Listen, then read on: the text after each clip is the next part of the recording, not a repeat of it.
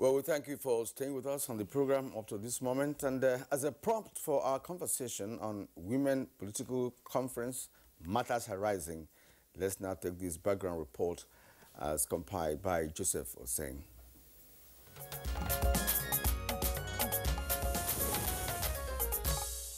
Women form large proportion of the Nigerian population, making over 40%. They have been vital to the productive force of the nation, both in rural and urban areas, as well as electing leaders in the country. However, women equal participation in politics and governance has continued to be a major source of concern to advocates of gender equality, as numbers remain discouraging. For instance, from 1999 to date, no woman has been elected president or governor in Nigeria, and the national average of women's political participation has remained 6.7% in elective and appointive positions, which is far below the global average of 22.5%. Nevertheless, the ruling All Progressives Congress (APC) has demonstrated commitment to turn things around by reorienting the public on the importance of women inclusiveness in politics and governance. Article 7, subsection 7 of the party's constitution support women interests in line with the 35% affirmative action. The women wing of the party has also refused to be passive, and it is mobilizing women across the country to stand up and effect things for the women folks to occupy key positions in the country. The Progressive Women's Conference 2022 that took place on the 18th and 19th of this month in Abuja attracted hundreds of women across the 36 states of the country, including the FCT. With the theme, One Voice, Women Uniting for Progress, participants dialogued and came up with solutions on issues that would strengthen the positioning of women in matters of national importance, party progress, and economic growth. As Nigeria heads towards another election, we must go beyond paying lip service to putting women in vital offices within our party and the government. We must put in place workable strategies to ensure that this actually happens. Empowering women through the Progressive Women's Academy, the first ever official digital learning platform for Nigerian women to acquire skills and knowledge that will transform their lives, improve businesses, and prepare them for future leadership positions, was among top agendas. The Digital Academy is expected to train over 2 million women directly and indirectly in the next 2 years. As the country gears towards the 2023 general election, the Progressive Women are keen on women supporting women to rise to the top, occupy more strategic positions, and be self-reliant. How important are conferences like this in changing attitude of women to politics? What are the mechanisms in place to support the goal and objective of the Progressive Women? Guests on Good Morning Nigeria will shed light on this soon.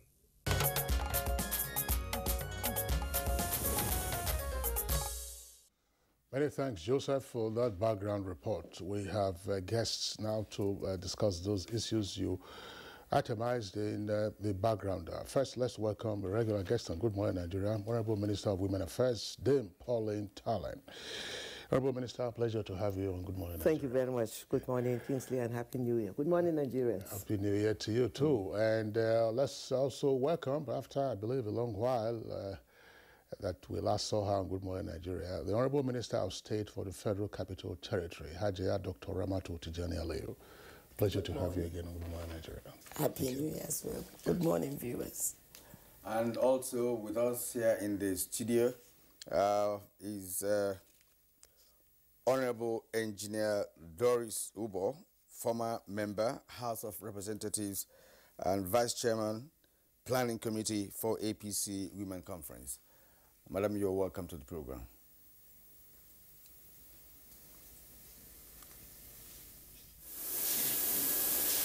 We have here with us Honorable Stella Okotete, National Women Rep, APC Caretaker and Extraordinary Convention Planning Committee. Madam, you're welcome. Thank you very much for having me. All right. Once again, our pleasure to have an all-female cast with us this morning for today's conversation. But let's just begin by, if you like, interrogating what went on at the All Progressives Women Congress. Beyond the speeches that we saw, we heard, and the optics from the opening ceremonies. Honorable Minister of Women Affairs, how significant has this conference been to APC women? Thank you very much, Kingsley.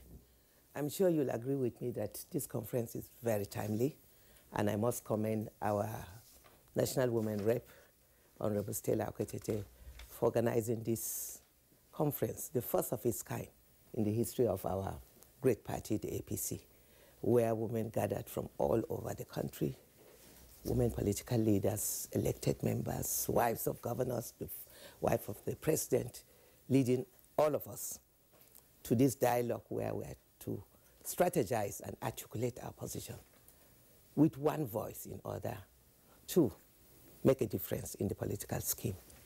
With the team, Women One Voice Uniting for Progress. We gathered, we strategized, and we discussed on burning issues to ensure that the narrative change as far as women participation in politics is concerned. We have all the numbers. All we need is to unite and work together. And by the grace of God, with the 2 days discussions we had, interaction, sharing of ideas, commitment to make a difference in the political landscape, I strongly believe that this coming election, women will change the narrative by the grace of God. The men know that without the women, there will be no progress. We and the youths, we have the votes. And our participation is very crucial. And women have resolved that no longer can we go out to vote foolishly or sheepishly. We must negotiate on the table. We must ensure that women are given the rightful position they deserve in all the political elective offices, from the presidency down to the councillorship. And we are demanding nothing less than 50%. And we're happy yesterday, if you were at the dinner, the vice president graciously lent his voice to that, because he knows clearly that there's nothing the men have that the women don't have. All they have that we don't have is the money. But by the grace of God, the difference is getting clearer. Our elected women and our women reps at all levels have shown commitment. They've shown motherhood. Because when a mother is on the table, the difference is clear. She's a mother. She reached out to her constituencies. And the impact our elected women have shown, both at the national and local government levels, you'll agree with me that having more women on the table will give us more progress and hope for this nation. All right, there are a few key words, that the Honourable Minister has used, to unite and work together, because that's important, because over the years, what has been lacking when it comes to women participation in politics is lack of togetherness among women.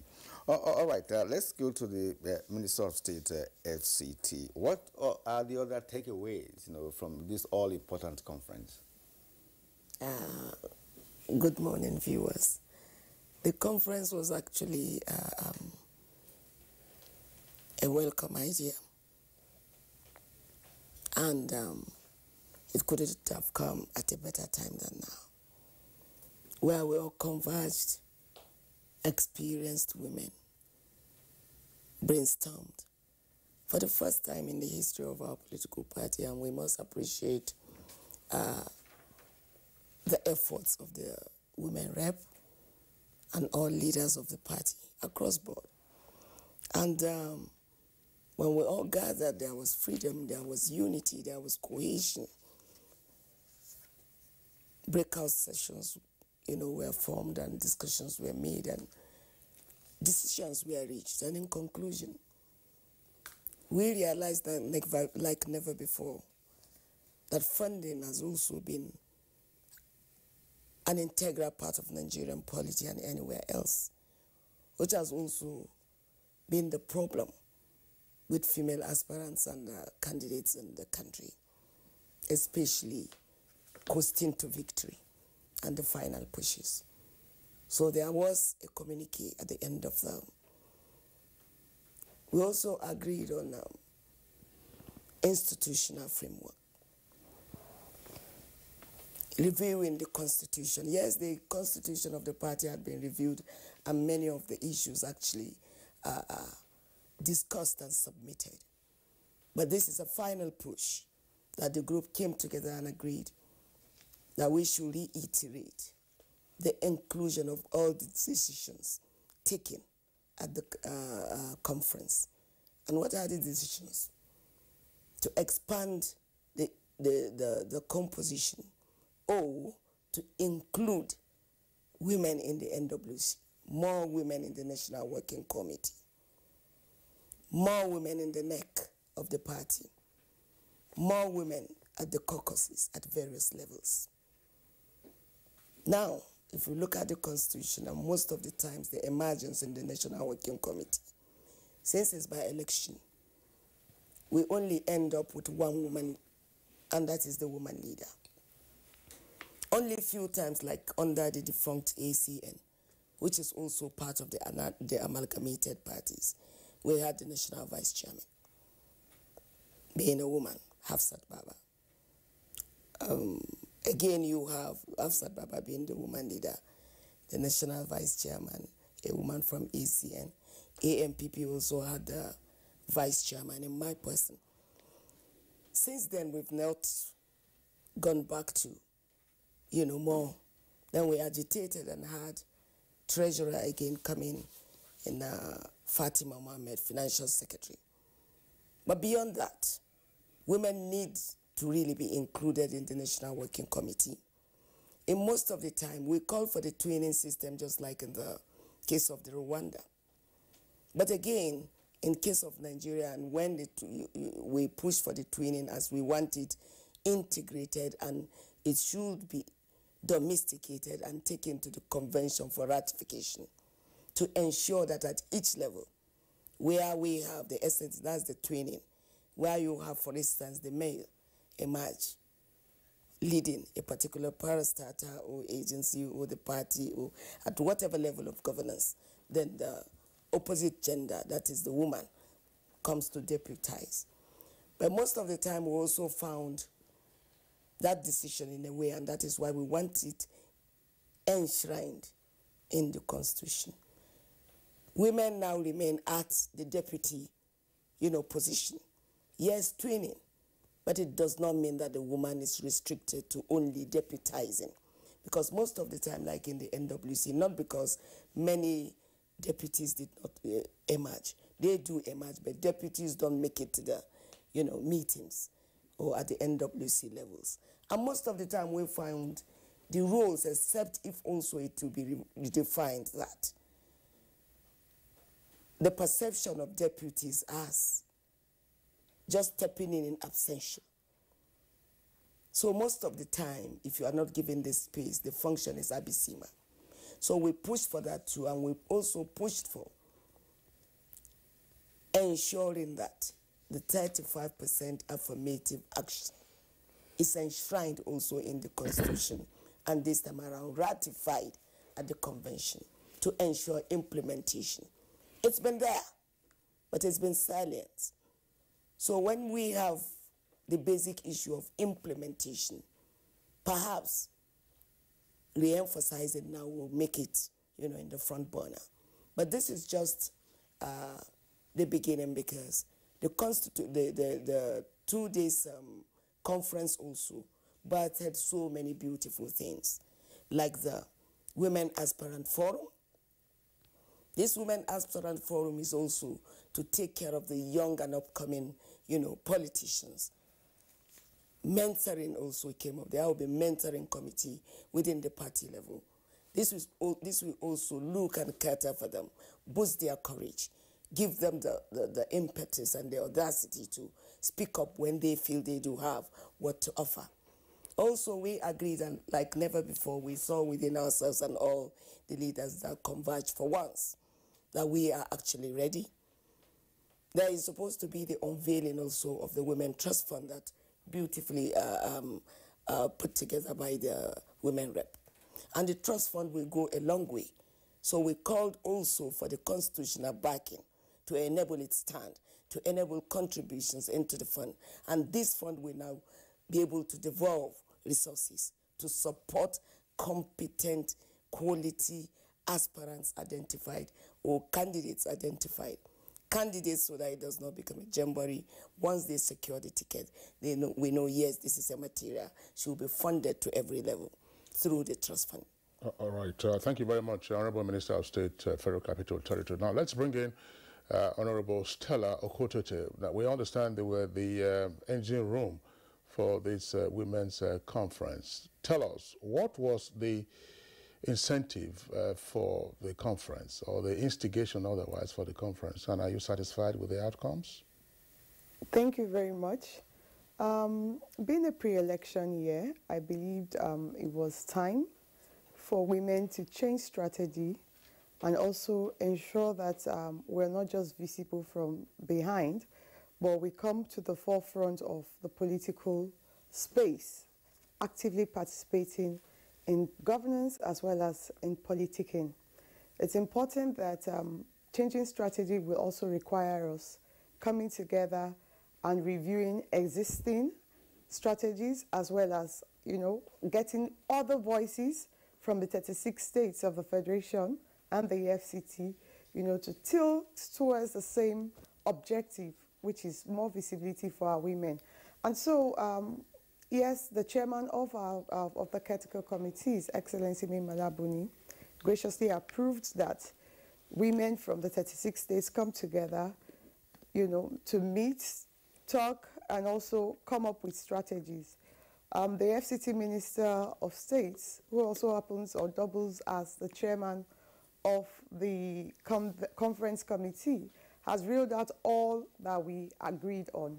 And so, yes, I feel very fulfilled, because this is the first time as a ruling party that we're coming together as women to show our worth, to also, develop policies and programs that would create visibility, not just for those of us on the seat right now, but also for future young women who are interested in politics and governance. Like she rightly said, today we have a Young Women's Progressive Forum, which is already developing women's capacity for leadership and also giving visibility to our young women across the 774 local governments in Nigeria. We also have the academy, which is very important and very key at this time, considering where we're coming from. Is an e-learning platform. With the pandemic, it's obvious that you can actually build capacity from wherever you are, just going on the internet. And so we already have the academy on the Google platform as well as the Apple platform. And so if you have an Android phone and you're offline, you can just have the app on your phone and you can build your capacity on leadership, skill entrepreneurship development, as well as mental health development, which is very important for women aspiring to lead other women and make changes as change agents in Nigeria. So yes, I feel very fulfilled and I appreciate the women from the 36 states of Nigeria and the FCT who came out in their numbers. In fact, the ICC was filled to the brim.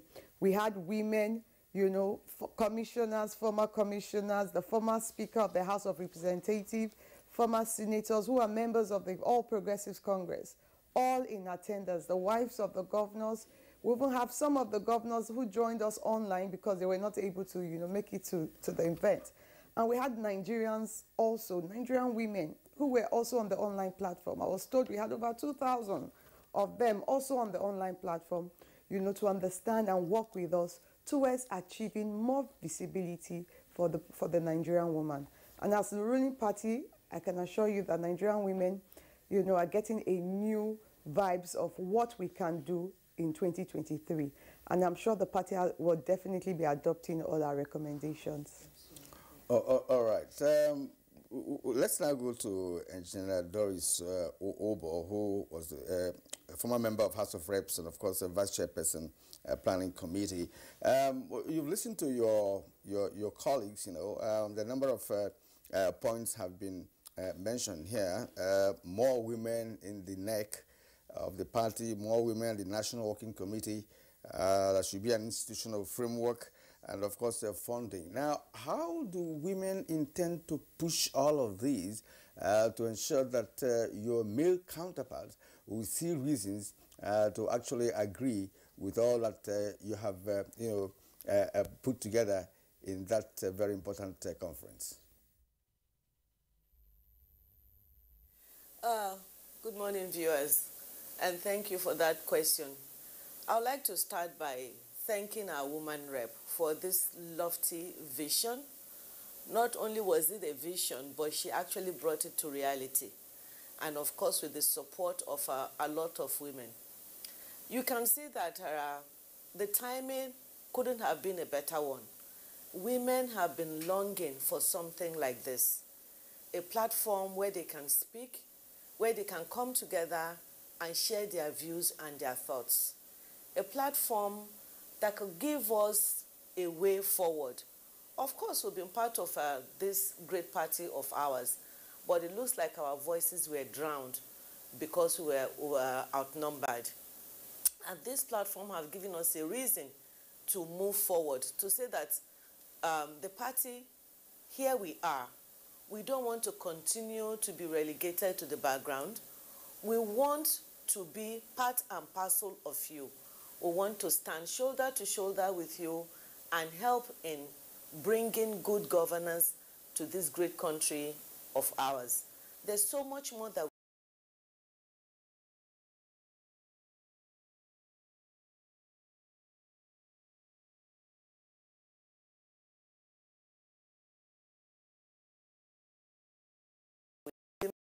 who can do this within our great party. Starting with the fact that the woman rep was able to put this together in a short period of time and have the support of every APC woman that she reached out to, from 7 members to former members to ministers to everybody. Everybody was so happy to be part of this thing. And I can tell you that what we took away from this is the fact that what we have created can reach the grassroots. Politics is local. Every politics is local. The platform that she has created is that you can go online and register. You can go online and join a group of mentorship. You can go online and join a group within your locality that the party is going to listen to you. The women folk, we are all uniting, speaking with one voice so that we can bring progress not only into our party but into governance. Imagine going into an election as a female and you have nobody backing you, which is mostly the problem that we face. But today with the progressive women's funding that we have put together, that aspect has been addressed.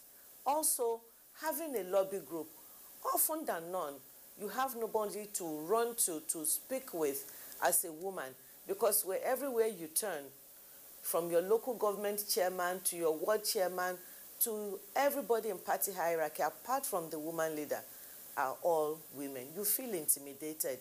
But the lobby group has now been put in place.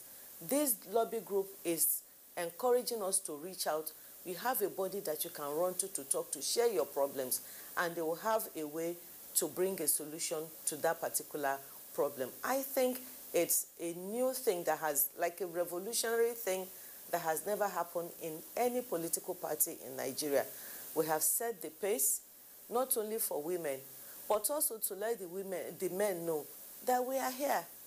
We have capable hands. We do so many things, not only in the kitchen or in our enclosed families.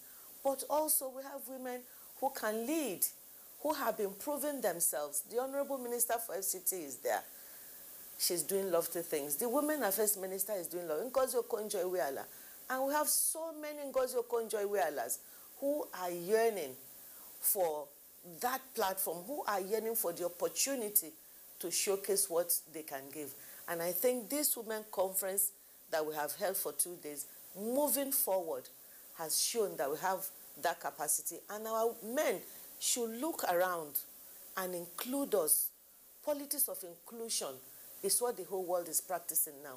So many people are doing it in different countries. Let's not go too far. Look at Liberia. Next door, a female vice president, Ellen Sirleaf Johnson. So many. And we are the leaders of Africa. We are the greatest country in Africa. So we should be beginning to not only walk the walk, and not only talk the talk, but walk the walk. We should put our money where our mouth is, meaning carry our women folk along. That is what this is all about. I know some men watching will say, oh, the women want to push us away and take over. We don't want to take over.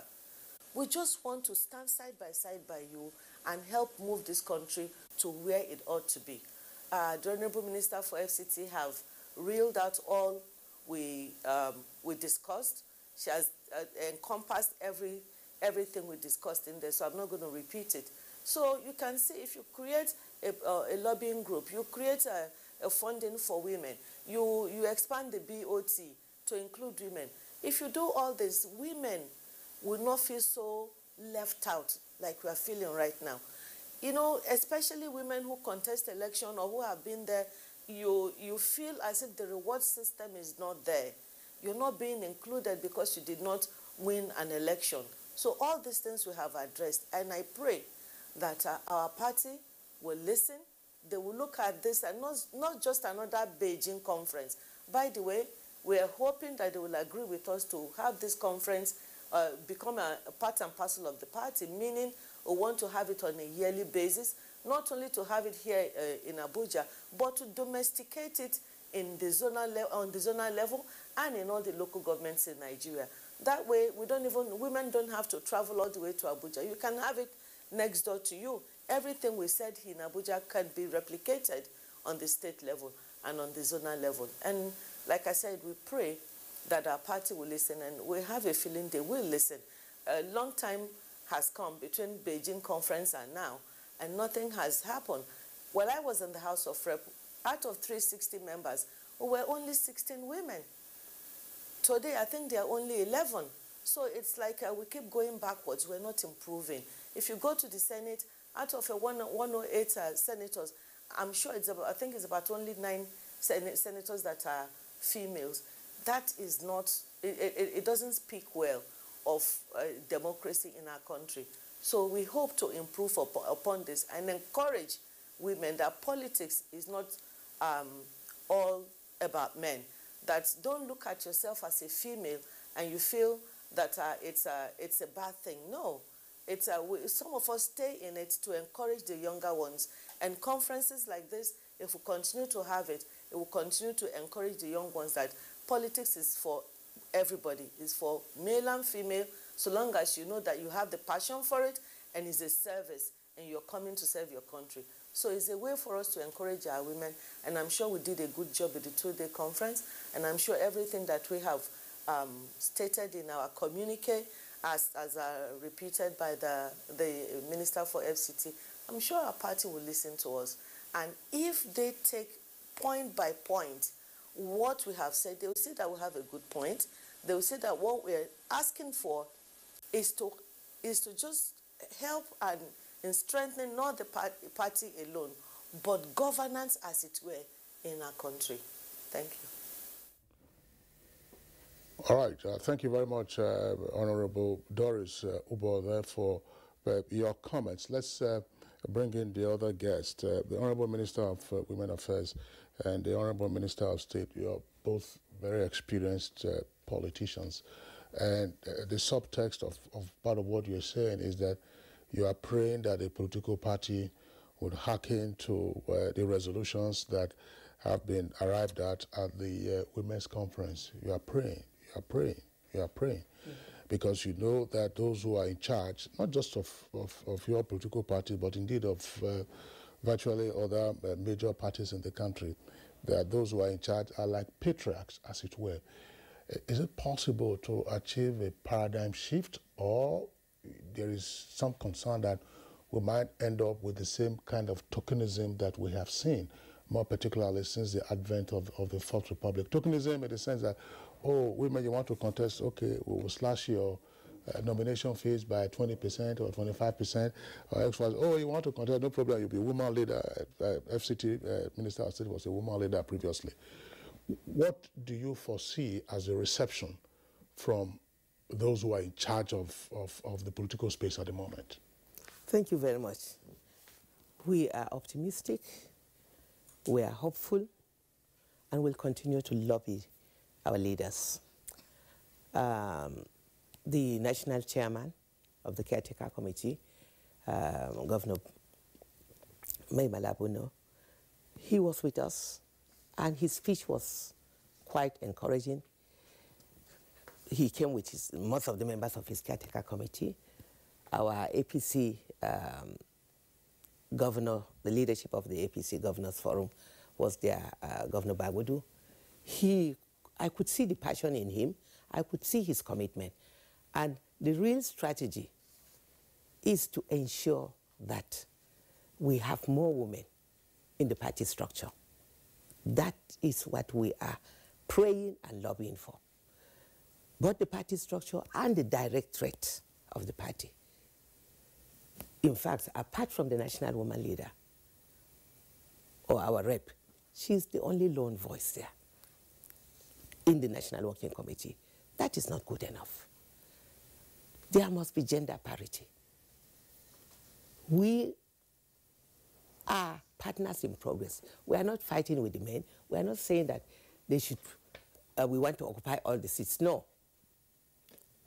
As I earlier mentioned, we are demanding for gender equality. And that's why we are pushing for the single Senator Olujimi's bill. By the grace of God, if that bill goes through, and with all our lobbying that we've been lobbying, the party structure from the national to the states and our governors, I believe the narrative will change. We are positive, we are hopeful. And as you rightly said, prayer is key. Leadership comes from God. And with what women have been tested and proven, they've proved their worth. And so far, all our elected members, all our women reps in various key positions have not failed, Mr. President. And I believe Nigerians are happy with the few we have. And if given the opportunity, they will fight for more women. But it has to start from the party structure, as my sister rightly says. The party structure is key. And that's why the ministry has instituted the He for She award. We can't do it without the men. And this He for She, we started with Mr. President. We decorated him as a He for She. That means a man who believes in working with women, who believes in supporting and encouraging all that concerns a woman. We decorated the Senate President, the Speaker, most of our governors that are supportive and doing well as far as women issues are concerned. You've seen what is happening in Kwara. He stands out. You see what is happening in Ekiti. The governor of Ekiti stands out. The governor of Lagos stands out. The governor of Kaduna stands out. Now, more governors are keen in. Ebonyi is doing well. Sokoto is doing well. Kogi, name it. More governors are getting more women at the grassroots. We are demanding for more women in the party structure from the councillorship so that they can grow and come up. If a woman is there as a councillor and we have more women as the deputy chairman, women as members of the working committee at the national, state, and local government level, definitely that will help change the narratives. And we are positive. We are hopeful. With God on our side, we'll succeed in the lobbying. And I've seen more commitment from the First Lady of the Federal Republic of Nigeria, Dr. Aisha Muhammadu Buhari. I've seen more commitment from the wives of our governors. I told them, we've been hearing of kingmakers. This time I challenge them. Let them be the kingmakers, the queen makers. The queen makers, that's right. The queen mothers, our mothers that will embrace prospective candidates, women that have tried it. It's not that these women cannot do it. We have quality women across levels, both national, state, and local government.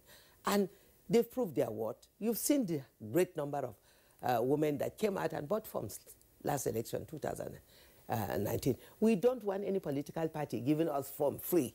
No, it's not about giving us form free and we end up losing the primaries. We want there's no reform. And there's no reform. Thank you, Kingsley. Women are crying, and the forms were so high. You can imagine a woman struggling to buy a form of 4 million, 2 million, 3 million, 1 million. And at the primaries, she's thrown out. So we want an understanding where the party will work more with women. As God created both man and woman to be partners in this in progress, because any country that does not involve women in national development, that country cannot progress. You cannot afford to declare over 50% of your population. It means that country is disabled. We can only develop and move this country forward when we have equal participation, or at least 1/3 of elective offices. That's the least we're asking, 1/3 of all elective offices. But the starting point is the 50-50 gender equality. Okay, ladies, as a matter of fact, I'm beginning to have a better understanding, of where you're coming from, because if you consider the population that make up political parties in Nigeria, women are more in number. No doubt about that. As a matter of fact, from the local government level to the national level. But I'm considering, the real mechanics of politics and politicking.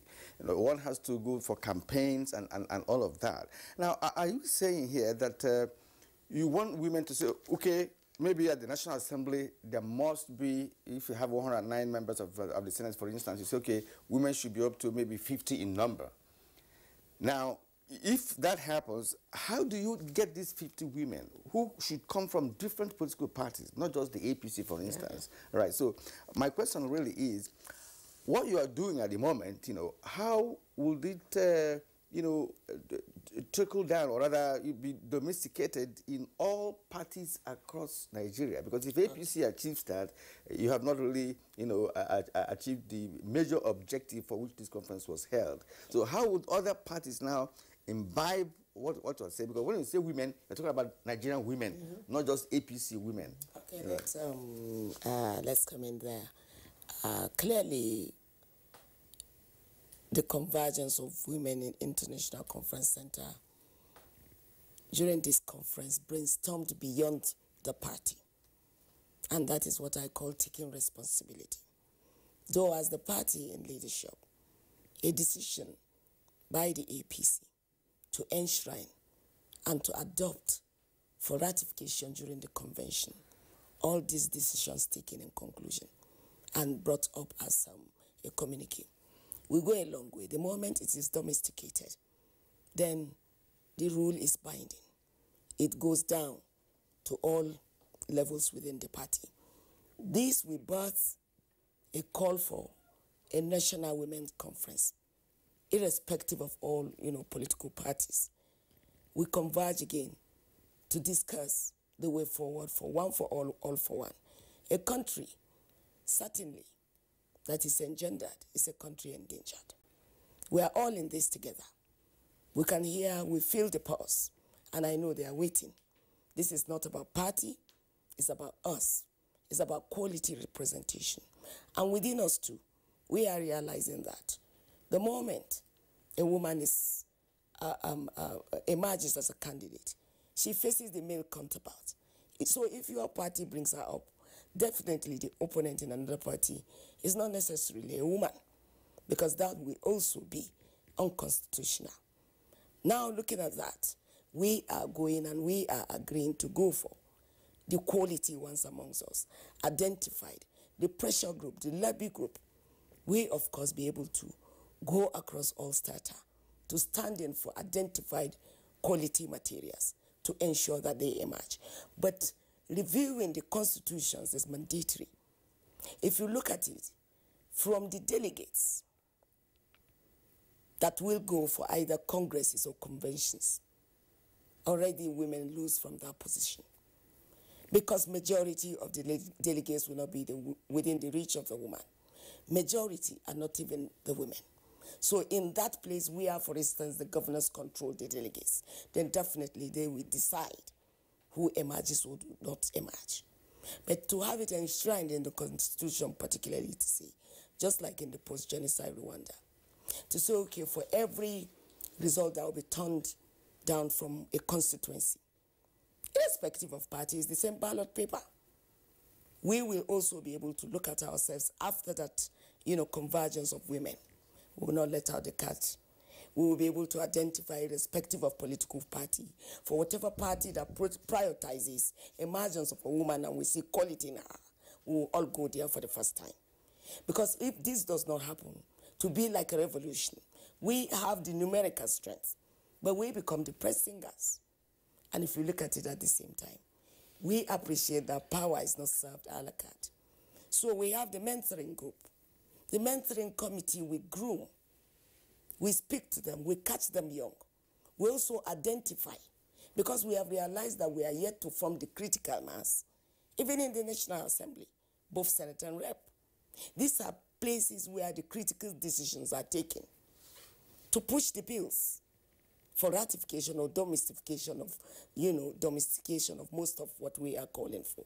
The same thing at the party level, and that's why we are doing within our reach now to ensure, and we know our father, the president, listens. He also supports women. We hope this time around that we are speaking in one voice, but critically, for what and my experience within and having been a national women leader and in more than 2.5 decades of, politics and particularly party leadership, we realize also we've been our own albatrosses. So we are thinking, we are introspecting. We are also speaking to ourselves and the mothers, the wives of the governors. We talk to ourselves to look beyond sentiments too, to identify quality. Because the moment what used to play before, I was a woman leader and I was the national vice chairman of a party. And interestingly, across African continent, I am the sitting president of the Council of African Political Parties. So I've mediated within countries in Africa, and we've seen that the problem actually sometimes bounces back to us. Because so long as a man wants to assist, and then we come in with petty issues, like trying to enforce or who we do not want to see, and making mediocrity take center stage, then we create an opportunity or avenue for the male folk to step in again, because no party wants to fail. So we are taking cognizance of that. And besides the lobby, awareness will be there. We'll also liaise and support our women rep and whichever woman emerges after the convention. And even if it is she, whosoever we find and wherever we find a woman, rally around her if it's a material, irrespective of party. So when parties know that this time around women are resolved to do that, I think every party will actually like the emergence of a woman. For the first time, I am one person, if you know by history, I've never cross-carpeted. I've remained a one-party system until the amalgamation of the political parties and the emergence of the APC. But for the first time, we are thinking as mothers, the right thing be told, be done, and the truth be told. We must support ourselves. So we are in for whichever party, in as much as we know it will be our party. The stage is set, and I know our party, especially with the caretaker chairman, that is also another gender-sensitive one. Many governors and the vice president did not also leave us in it, and they are waiting to receive this document that was well articulated by women of intellect Across party, we do have strong women like Itagiwa, Grace Bent, Benani, all that decamped into the party. So we know it's no charade. It's beyond what we are thinking. We think it's a movement that later all Nigerian women will come to buy, to stand as one. Okay. Maybe we're getting there. And I know certainly. Thank you very much, Hajia Ramatu, for that optimistic proposition. Once again, Honorable Stella Okotete, let's take a look at what happens after the conference. I'm just wondering, because sometimes we play at the national level, and then when we get to the subnational level, we begin to have issues. You have made a number of suggestions, you've made proposals, and you're going to forward this on. But politics, they say, is local, and so every environment has its own peculiarities. Considering what it has taken to organize this conference, is it an idea that your caretaker committee, or let's say your party or women in general, will also be considering to say, look, let's also have our state conferences. Let's also have our local government conferences. Let's also have our world conferences, so that these ideas that have been discussed at the national level are resolved and then women are sensitized. Or you just want to leave it hanging at the national plane? Like you said, we're not leaving it as a national play, but we're domesticating this across the 36 states and FCT, as well as the 774 local governments and the thousands of wards that we have in the country. Permit me to put this on notes that the party over the past 18 months has actually given women a new platform for visibility. We currently have in all through the ward and local government congresses that happened in 2021, we have women elected into offices beyond, at the grassroots level, beyond the woman leader. We have women today who are vice chairmen of the party at local level as well as ward level. We have women who are welfare secretaries. We have women who are secretaries of the party at the local government and at the ward level. What this means is that the party has heard our cry, but we came together for 2 days to fine-tune what the party has done, and like Oliver Twist, to ask for more. That's what we came out to do in Abuja, and I'm sure the leadership of the party have listened to us because they were there for the 2 days. They sent representatives, they were there day one, and day two, they sent representatives to listen to what we had to say. Beyond this, I want to say that the APC is the most gender-friendly party Nigeria has ever had.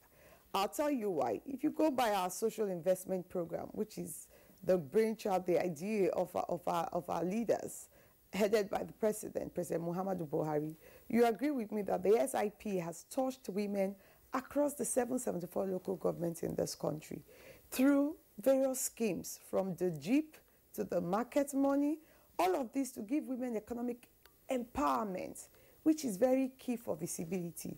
When women are empowered, they will come out in their numbers, and that's why we came out in our numbers.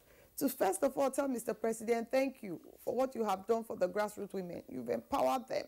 You've given them different programs and different opportunities to build their capacity financially. But beyond that, we're still asking for more because it's never too much. We are mothers, we are wives. So whatever we bring to the table, goes back into the family system. And so we're asking for more of that support from the APC. But above that, we're also requesting, that from this conference, Nigerian women will see the opportunity for visibility for themselves, who are yearning to serve Nigeria or who are looking for a platform to run for elections. And I think that's what we've shown in the last 2 days, that yes, the APC women are united, the APC women are women of worth and class, and we are ready to share and give our own contributions to social and economic development of this country. I said it yesterday, Desmond Tutu said, if you want to see real development, get women to sit on the table. And the APC has given women, the current Minister of Finance, managing the economy of this country. Remember how many recessions we came out from? Against speculative analysis, despite the pandemic, we're one of the first countries, to break out of the shackles of the pandemic. So the APC women have shown their worth in public service. We've also shown our worth. If you go to the National Assembly, our women in the National Assembly have sponsored bills, they've made representations, they've made appearances, and we're doing all we can to, give ourselves more of that and encourage more women, who are at home. Yesterday we heard from one of our state houses of assembly members from Gombe State, Niger State, sorry. She said it there. She was formerly a housewife. The APC gave her a platform. Today she's a House of Assembly member, contributing to the development of her state, representing her constituency. And she reeled out projects and programs she has done. Because the APC women are not just flamboyant. No, we come to the table with empathy. We come to the table with the need to serve, because that's what we've been trained to. We're progressives. And like you said, we're not ending here. We've set the pace. We've raised the bar as a party, because we're the ruling party, because we're progressives, and because we know what our slogan is, change. We have actually changed the narrative of women representation by coming together with this conference. And I can assure you, with the leadership of our party that has the listening ears, as well as a president who is willing and always ready to support women, will definitely be getting all our recommendations adopted. I can also assure you that the chairman of our party on the Critical Committee is waiting to receive our recommendations. The progressive governors are waiting to receive our recommendations. And so in the next couple of days, we'll be out in our numbers using the platform of the lobby group of the APC women to do all of these deliveries to ensure that it is quickly adopted at our convention or before our convention, so we can have more women run for elective positions at the convention, and also, get more of them represent us at the national level, since we have succeeded in doing it at the local government and the ward, local government and state level. Thank you very much. Oh, all right, madam. Well stated. But I'm worried about certain aspects of the way we play politics in Nigeria. We have appointive positions and, of course, elective positions. And I'm wondering whether women are more interested in elective positions or appointive positions, or both, as the case may be. And now you're talking about progressives being APC. We have mentioned here that we have other political parties. For this to have a bite or an impact on the Nigerian women, other parties have to key into that, because APC is just one party. And I'm sure that the women in APC cannot be said to be more in number than all the Nigerian women. Right. I was going to ask a question to Doris Ubo now, but we'll have to take a short break. When we return, I'll get back to her for my question. This is Good Morning Nigeria. We'll be back very shortly.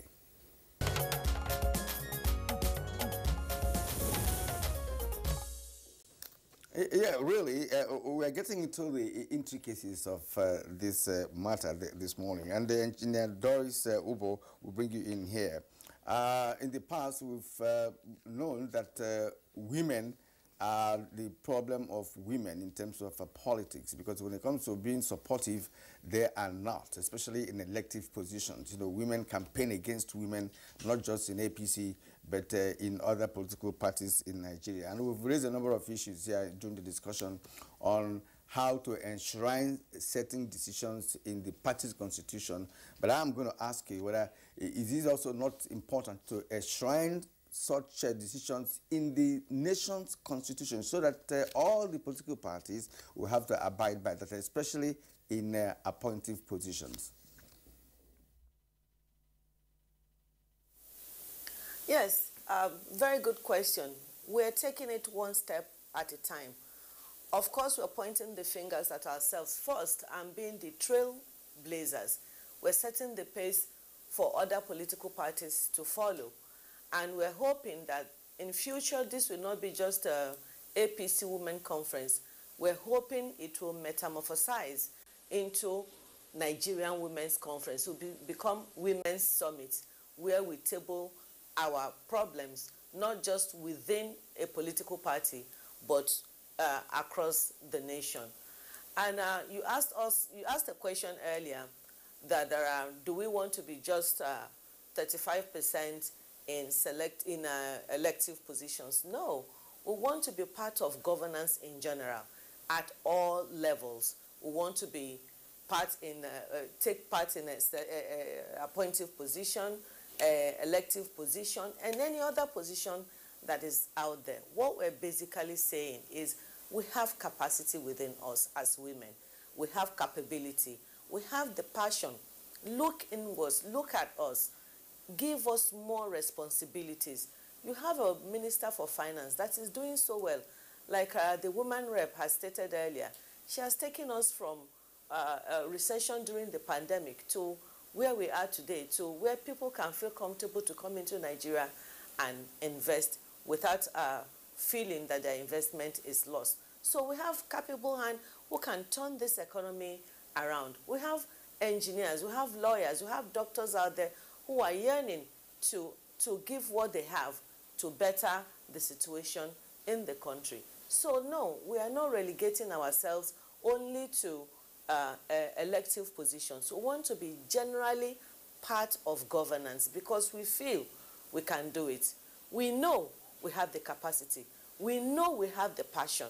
We know that we have women who are capable, because as we're speaking about including women, people will think we want to be patronized. No, we don't want you to give us women who cannot carry their own.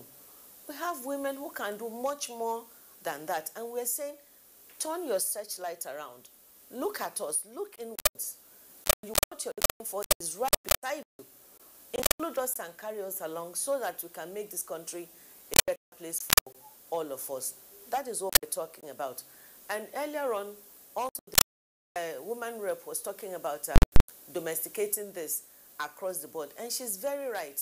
We don't want to leave the conference only to people who can get into the plane or get into a transportation means and come to Abuja. You don't have to. We can do it on local government level. We can even do it on world level. There's nothing we have said here that cannot be repeated on the local level. All politics are local. It will be encouraging to our women on the grassroots to know that we are watching out for them. The language we are speaking is their language. What we are asking for is for them, is for us, is for our children, is to set the pace for those who are coming in newly into politics, to encourage them. The lobby group will encourage women that you're not alone, because when you're out there to vie for an office and you don't have fellow women apart from your woman leader to turn to, it's heartbreaking. And the lobby group is there as a cushion to take your problem there, and solutions will be profiled for you. We are hoping that this space that we have set as a political party, that other political parties will come on board and emulate us, so that the Nigerian women in general, we know that we have awoken a yearning, a burden that has been there within us for a very long time. Right now, we are bringing it to the front burner. Let us not talk about it. Let us know that we are educated. After all, when you go to school, they don't set different classrooms for women. We sit in the same class with you men. And dare I say that we manage to pull our own. You know, so if we can do all that, and you have women astronauts, women pilots, women in every aspect, we are asking for more. Like my woman rep said, I keep referring to what they have said because it is good to bring it on board that they have said it before. The president has done so well. He has given opportunities to women. He has given it so many, but so much, and we're asking even for more. That in addition to what he has done, we are saying thank you to him, but that there's room for more to be done. There's room for more women to be carried along. There's room for more inclusion of capable women. Capable women, mark my words, capable women with the capacity and capability and ability to help move Nigerian government forward, to help into giving us good and better governance than what we have. We know we can do better than this. Women are out there waiting to be included. That is what this summit was all about, and that is what we'll continue to be preaching, even into as we're getting ready for convention. We hope that before convention, all this will be taken care of. And if it's not, Hopefully, we'll include it in, during the convention, and it will be ratified by God's grace. So, yeah, to answer your question directly, we're not only asking for political offices, but for governance in general.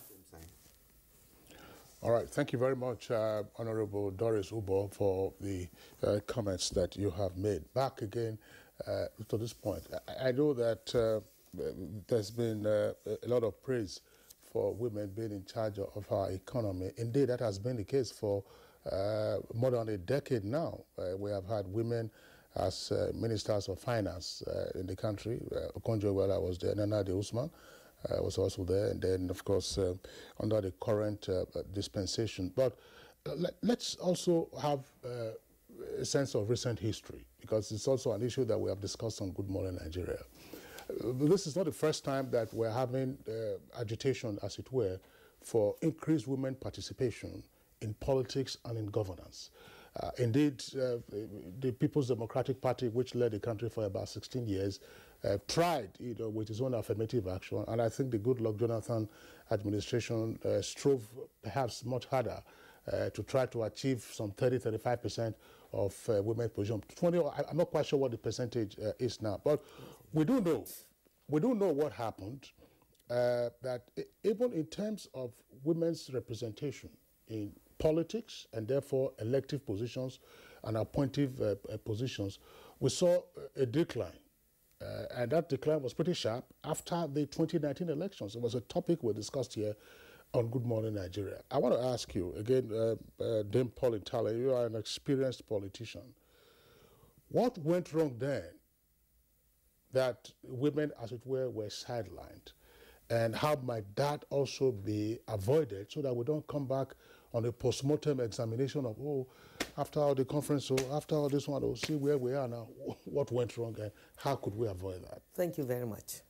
The sharp decline of women representative in all elective offices in the past 10 years is heartbreaking, and I will allege it's to the insincerity of our political leaders. Because if there's commitment from our political leaders and they stand by what they said or agreed with the women during the struggle, definitely there would have been. And lack of enough sensitization. There's a big change in the narrative as far as this administration is concerned. We are fully committed, and Mr. President, under the able leadership of President Muhammadu Buhari, he has made statements.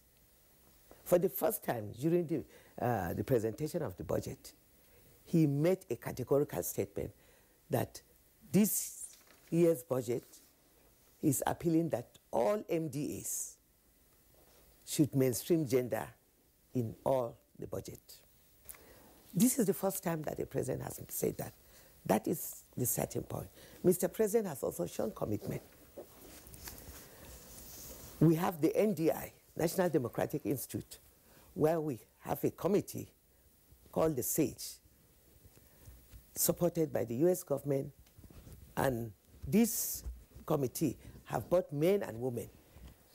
Leaders of thought, religious leaders are members of this committee, political leaders are members of this committee, people like Senator Ken Namani, Onaikon, the Sultan, they've all shown commitment. And all we want from them is to remain sincere. If they are sincere in their commitment to support women, sell through, because it has, as we've kept saying, the change must start from the party structure. The Constitution of the Federal Republic also needs to be amended, and the Ministry of Women Affairs, through our good networking with civil society organizations, we've presented a position paper to the Office of the Deputy Senate President as far as the Constitution Amendment Committee is.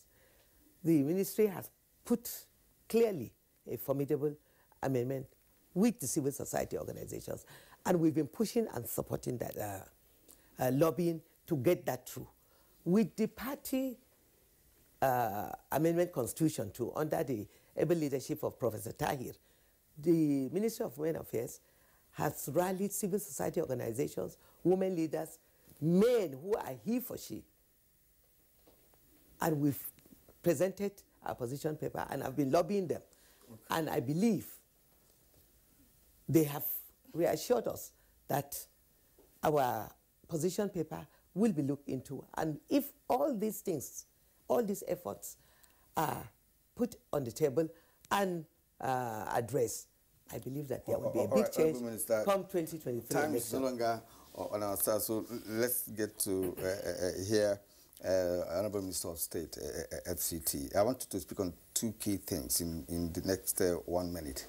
Funding. You said you're going to have a forum for funding and again a lobby group. What is the mechanism for it?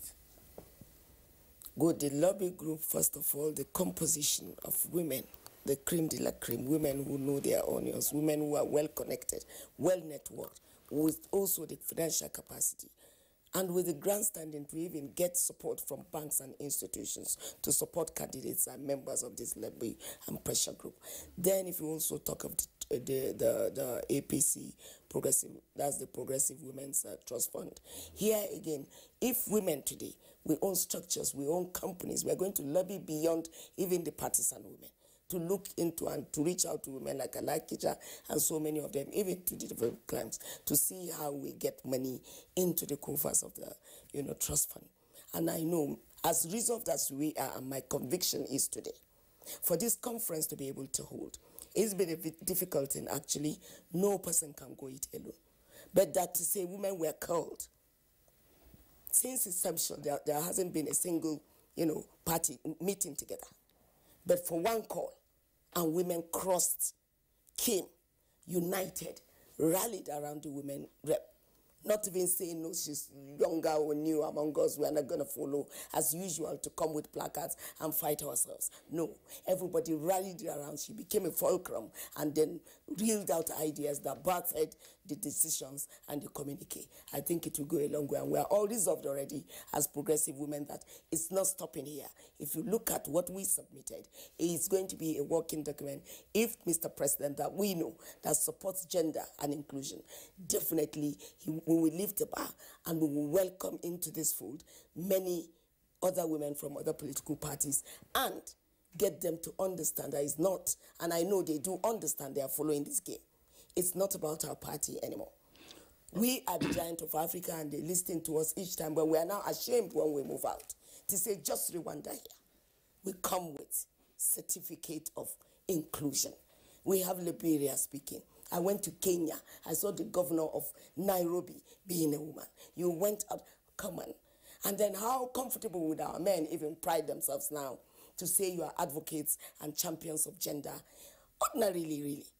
We will massage their egos, we will lobby, and then we'll come clear with our contents to ensure that those we are bringing forward, even the institutions, will be ready. Financial institutions and individuals will be ready to invest in those women. I just wonder, you're saying this for the second time, Honorable Minister. Yes. I'm not going to ask this question, but I'll just make a rhetorical comment. You said you get financial institutions and maybe corporate organizations to pitch into your trust fund. You're asking for donations by corporate entities for partisan causes. I'm sure that you will have some issues with that on the basis of the provisions of the Companies and Allied Matters Act. But I'm sure that these are matters, of course, that will be clarified going forward. You have deep pockets who are individuals, but for corporate entities, you might have some issues with that. For corporate entities, if they identify capacity, they are not donating to the party, but they are donating to strengthen the capacity of a woman. Fantastic. So in that context, yes. It might be that that would be a different issue. That's why I said partisan political causes. No, not no. Okay. Now, Honorable Stella Okotete, very briefly. Again, this might appear as if we're opening up the conversation again, but very briefly, so that you know the kind of obstacles that you might have in your path in this laudable objective of getting more women inclusion in appointive and elective offices. Our politics is essentially transactional. And we do know that politics has been a means of economic empowerment. If the oligarchs now find that you are coming to take from the table where they have been working, you think they will be comfortable with you? The time has come. The time has come for us to be very patriotic, you know, to our nation, Nigeria. And I can tell you that we're not coming to take what they are eating. I'm sorry. But we're coming to join our strength, join our experience, join our passion, you know, to the development of our country, Nigeria. Nigeria needs to move from where it is today. We need to improve on the social welfare of our people. And the best people who can do this are the women. And I need to inform you that apart from us getting funds from, women getting funds from, you know, the private sector, the trust fund will be donations from party women. Imagine registered today, we have over about 30 million women registered in the APC from our last registration who are APC members.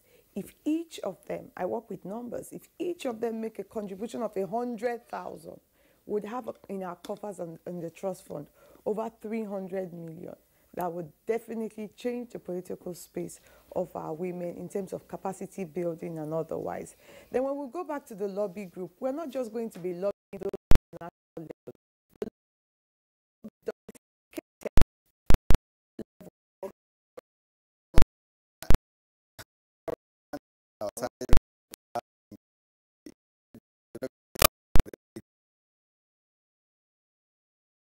Nigeria, but of course, you know that when a woman comes into a position, the man that has been there is out, as a matter of fact, you know, but that's just by the way. As a matter of fact, what happens? somebody is taking it away. So, all right, at this point, we'd like to appreciate you for being here this morning, Honorable Minister for Women Affairs, Dame Pauline Tallinn, an old politician. She's still there. We appreciate you. Thank you for coming here this morning. Thank you. And Honorable Minister of State, FCT, Dr. Ajia Ramatu Tijani Aliyu. She's also a good old lady in politics in Nigeria. We thank you for being here this morning. I hope you sustain the tempo. We also like to thank Honorable Stella Okotete, National Women Rep, APC caretaker, and the Extraordinary Convention Planning Committee. We hope you take the convention to other levels. Thank you indeed. Yes, and Honorable Engineer Doris Hubo, former member, House of Representatives and Vice Chairperson, Planning Committee for APC Women Conference. I hope you return to House of Reps or rather get to the Senate, you know, next time around. Or she becomes a governor. I don't know which state. A governor as well, because already the experience is there. All right, now let's talk sports. You know, the Super Eagles